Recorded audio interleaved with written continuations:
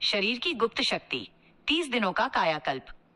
क्या आपने कभी विचार किया है कि आपके भीतर एक ऐसा बहुमूल्य तत्व मौजूद है जिसे अक्सर अनजाने में या क्षणिक सुख के लिए व्यर्थ बहा दिया जाता है? कल्पना कीजिए, यदि मैं आपसे कहूं कि आपके शरीर के भीतर ऊर्जा का एक ऐसा स्रोत है जिसे यदि मात्र 1 महीने तक सहेज कर रखा जाए तो वह आपके व्यक्तित्व, आपकी वाणी की प्रखरता और आपकी बौद्धिक क्षमता को पूरी तरह रूपांतरित कर सकता है।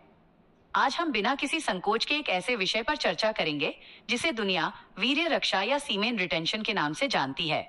इस विस्तृत चर्चा में हम जानेंगे कि जब कोई व्यक्ति इस श्वेत स्वर्ण को शरीर के भीतर संचित करना शुरू करता है तो 1 से 30 दिनों के भीतर उसके अंगों और हार्मोन्स में क्या वैज्ञानिक परिवर्तन आते हैं।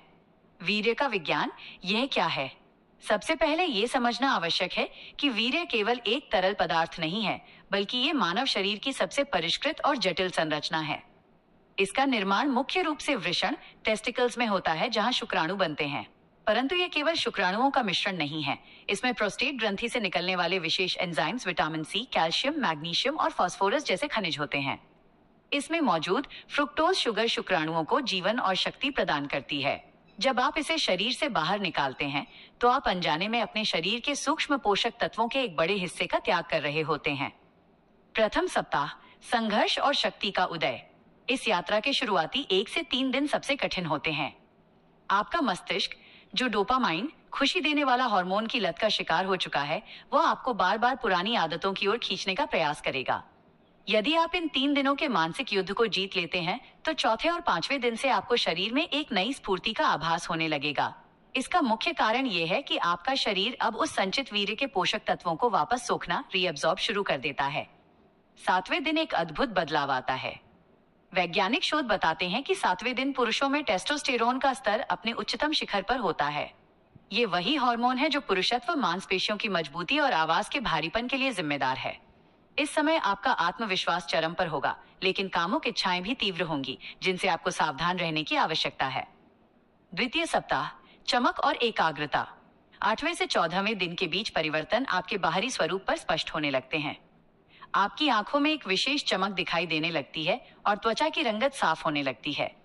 अक्सर अत्यधिक हस्तमैथुन करने वालों के चेहरे पर जो थकान और आंखों के नीचे जो गड्ढे दिखते हैं, वे धीरे धीरे गायब होने लगते हैं। शरीर अब प्रोटीन और विटामिन को चेहरे और बालों की मरम्मत के लिए भेजने लगता है। इस चरण में आपकी एकाग्रता, फोकस इतनी बढ़ जाती है कि आप कठिन कार्यों को भी बिना थके लंबे समय तक कर पाते हैं। तृतीय सप्ताह, मानसिक बदलाव और चुनौतियां। 15वें से 21वें दिन का समय गहरा और चुनौतीपूर्ण होता है। इसे चिकित्सा जगत में फ्लैट लाइन भी कहा जाता है।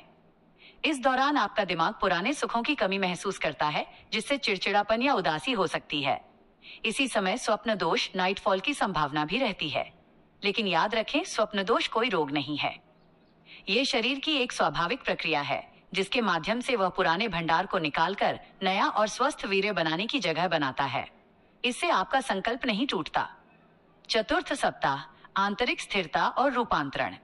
जब आप 22वें से 30वें दिन के अंतिम पड़ाव पर पहुंचते हैं तो आप एक गहरी मानसिक शांति का अनुभव करते हैं। आपका सामाजिक डर, सोशल एंजाइटी समाप्त हो जाता है और आप आत्मविश्वास के साथ लोगों से संवाद कर पाते हैं।